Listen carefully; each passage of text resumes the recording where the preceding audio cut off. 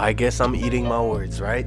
Alex Pereira proved me wrong. But as far as the fight in itself, I can say my prediction wasn't too far off. I said Alex was gonna have some success with the leg kicks. I just didn't think it would be that much success. But it happened like I said, right? Yuri would move awkward, make it weird for Alex Pereira, and Alex Pereira wouldn't really touch him in the first round because he's not used to that type of movement. And then Yuri would pressure him against the cage and take his ass down. That's exactly what happened. One thing I gotta give credit to Alex Pereira is his defense on the ground. And I keep saying Alex Pereira, but just Alex, right? The defense. When Yuri took him down, I was sure it was over. But Iloki did very well. He countered the hands and did everything right to avoid being damaged. And he just waited out the round. That was very impressive. And I did not expect that from him. My prediction was low-key that Yuri would move too awkward for Alex to get comfortable. And with that, openings would present themselves, right? Like openings for takedowns. And Yuri found the takedown. You know, he was almost caught in the guillotine, but he found the takedown. He slammed Alex on the floor. Or that he would find openings for combos. And he did, you know, when he got Alex against the cage, he was teeing off on him. And Alex didn't know what to do. He low-key got Alex hurt. So again, I had this very clear vision in my mind of how the fight was gonna play out. And for a while it happened exactly as I predicted. Until it didn't. From the get-go, you just knew this fight was gonna be something special. I'm staring at each other when Bruce Buffer was introducing them. It was crazy, it gave me goosebumps. But as soon as the first bell rang, you could see that Alex's leg kicks were doing crazy damage to Yuri's leg. It was crazy, I did not expect that. Like I said, even in my prediction, only way I saw Alex winning, and I said it, you can go back and watch, is I see Alex winning if the leg kicks have way more effect than I think they will. And that's what it is. I thought Yuri could check the kicks or maybe get away from them with his movement, or that Alex wouldn't feel too comfortable kicking him because he knew that a straight could go at the same time. What happened was the total opposite. As soon as Yuri was stepping, Alex was kicking. And as soon as Yuri was trying to do some little feints and stuff, Alex was kicking again. So how do you beat someone like that? But Yuri did some good work too. You know, he backed up Alex against the cage, and I thought Alex was finished because I didn't have faith in his chin. I had no faith in Alex Pereira's chin because he got knocked out 8 months ago or something. So I was like, oh, it's over, it's over. Yuri is about to slump him just like he did Ozdemir. And it's crazy because in my prediction video, it is exactly what I said was gonna happen. That Yuri was gonna back up Alex against the cage and slump him like Ozdemir or some shit. And I thought it was gonna happen for sure at that moment, but it didn't. Alex Pereira caught him, you know. I can say it was an early stoppage. I feel like a lot of people claim early stoppage, but if Yuri himself said that he was out, then I guess there ain't much we can say, right? But at the same time, it's like he doesn't really speak English very well. Like, that's not his first language, so can we take his word for it? I don't think so, but remains to be seen. So now Alex Pereira is a 2-division champion of the UFC and of Glory Kickboxing. That's amazing. And in like what, 7 fights in the UFC, he did everything his arch nemesis Israel Adesanya couldn't do. Like, he beat all the guys Israel couldn't beat. He achieved everything Israel tried but couldn't achieve. So that's like the ultimate hater move. And then he called him out, like in his post-fight speech, he called him out too. Like, that's next level hating. And Israel always compares his life to a movie or a manga or like a video game. So Alex Pereira to me is like that villain with plot armor. He has no business achieving all of this at 36 years old after a long career in kickboxing and past his prime. Because Alex Pereira is not in his prime no more, guys. He's 36 and his prime was in Glory Kickboxing. So he's doing all of this out of prime. He has to have some kind of plot armor because this is not possible. People don't just do this.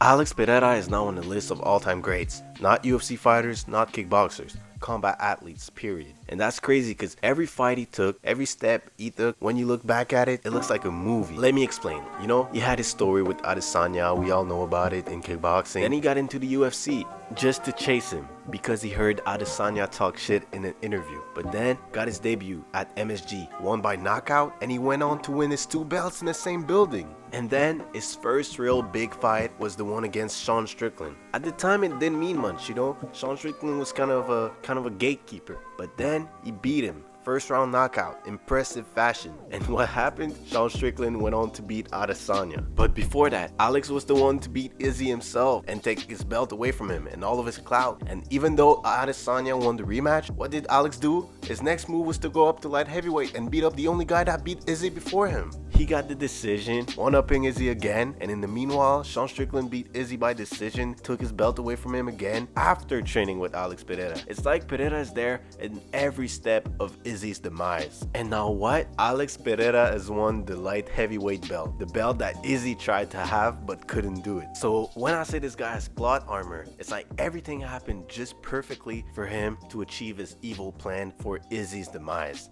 Every step he took was directly related to Izzy's downfall. And to prove my point, Alex just won the light heavyweight belt. New opponents, new division, everything is open for him. And what does he do? He calls out Israel Adesanya again. This guy is a vengeful spirit.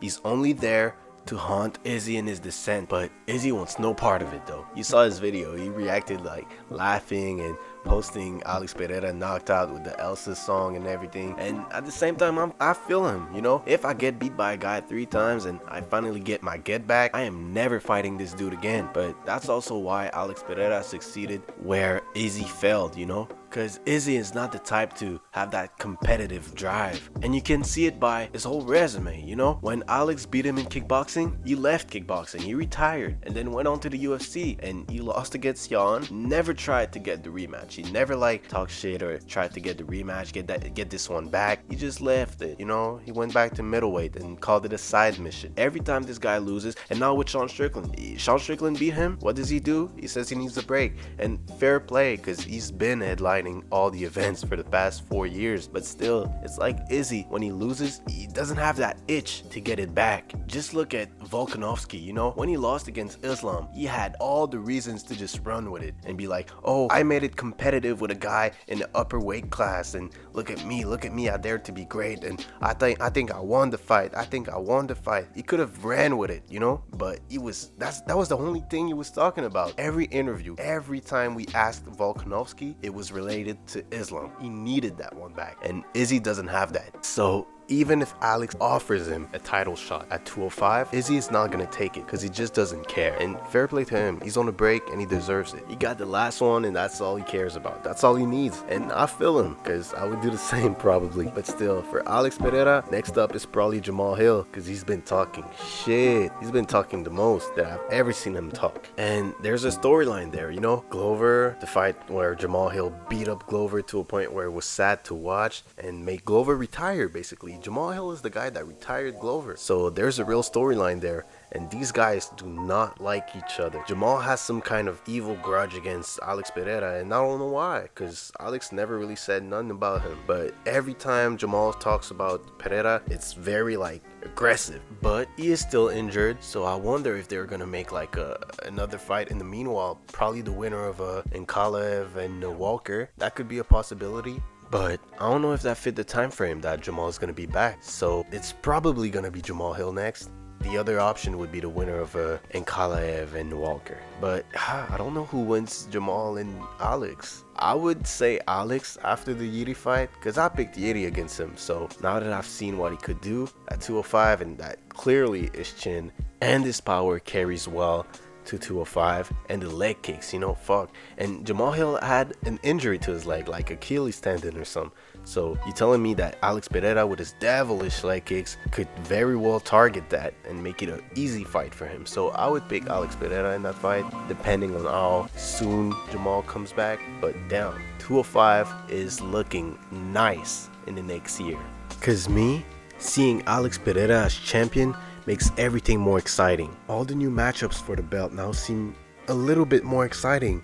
They now have that big name, that big push that the division kind of needed since John Jones left. I'm not saying Alex Pereira sells 1 million pay-per-views by himself, but I'm just saying that he's by far the biggest name in that division. And can you imagine the trilogy with Izzy for the 205 belt? That's the biggest fight that the division could ever put on for the next years, maybe 3 or 4 years, because we don't got that many exciting up-and-comers in the division except maybe Johnny Walker, who's the most exciting contender right now, and he's so inconsistent. And Jamal Hill isn't not putting that kind of numbers, And Jan Blachowicz is for sure not putting that kind of number. So yeah, I made a bad prediction. I picked the wrong guy. But I'm still satisfied with my fight analysis, because pretty much everything I said will happen happened except the finish. So I'm cool with it. You guys let me know. Who do you think Alex Pereira is fighting next? And how do you see him match up with all the top 5 contenders at 205? Like always, I'm open to the debate. I welcome the debate in comments, so leave a comment and see you soon.